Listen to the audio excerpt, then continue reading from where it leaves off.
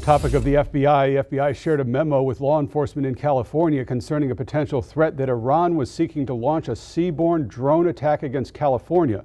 Law enforcement said there was no immediate threat. California Governor Gavin Newsom was briefed on the memo and wrote on social media, "While we're not aware of any imminent threats at this time, we remain prepared for any emergency in our state."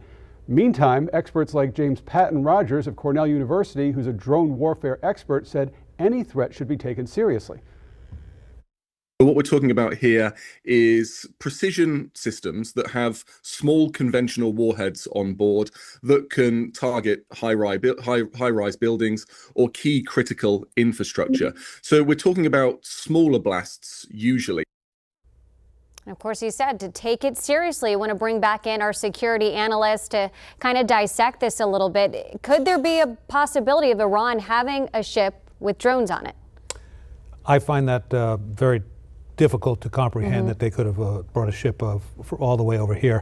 We've got assets in space, in the air, on the surface and subsurface that would be able to track and identify these. Coast Guard would go out and inspect and board any suspicious ships. But that doesn't mean that there couldn't be somebody stateside that picks up a drone. We've seen this in Ukraine. You can get a cheap, inexpensive drone, attach an explosive to it, and use that as a weapon.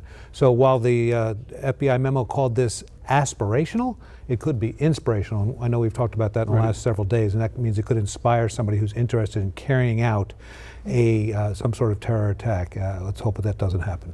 And so how concerned here in Southwest Florida should we be, not only given what we're talking about now, Iran, but what we've been talking about earlier with the attack on the synagogue near Detroit?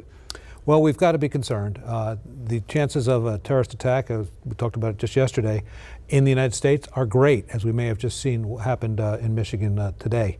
The chances of any one of us being caught up in one of those attacks, very, very minimal. So we don't want people living their life under a panic. You know, to take the standard safety precautions that you should take. You know, be aware of your surroundings, situational awareness, make sure your phone is charged, just things like that. If you're someplace that you feel uncomfortable, get out of there. And we've heard this now for 20 plus years. When we're talking about this drones and explosives, anything like that. If you see something suspicious, just pick up the phone and call law enforcement.